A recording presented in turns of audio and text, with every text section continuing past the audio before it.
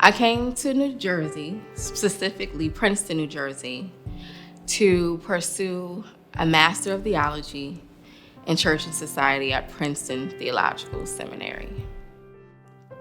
I come from a two-parent home. I didn't realize that we were impoverished until I went to school. I felt like, I had a good start. I went to school, got my bachelor's degree and then a master's degree, and here I was coming for my third master's to get a PhD.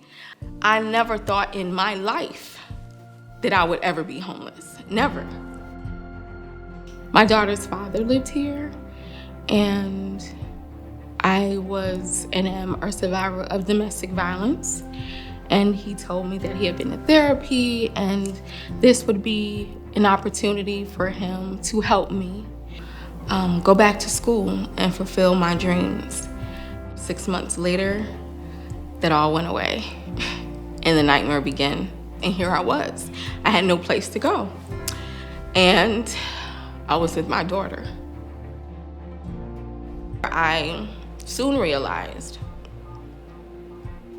that I was no better or no worse off than all of the other women that were there.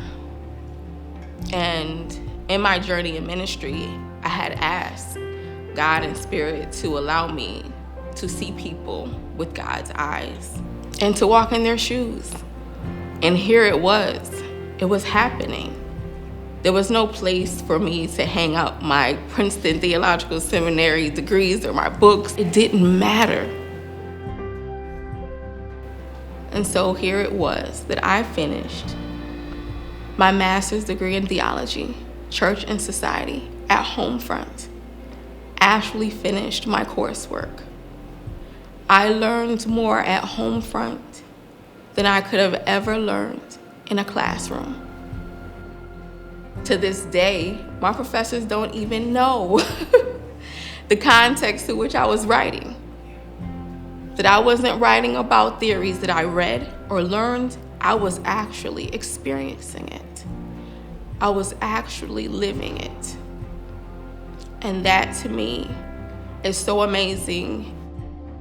It was at Art Space that I started to paint trees. And I started to create this collection of women, depicting women as trees. And I called it We Be the Trees.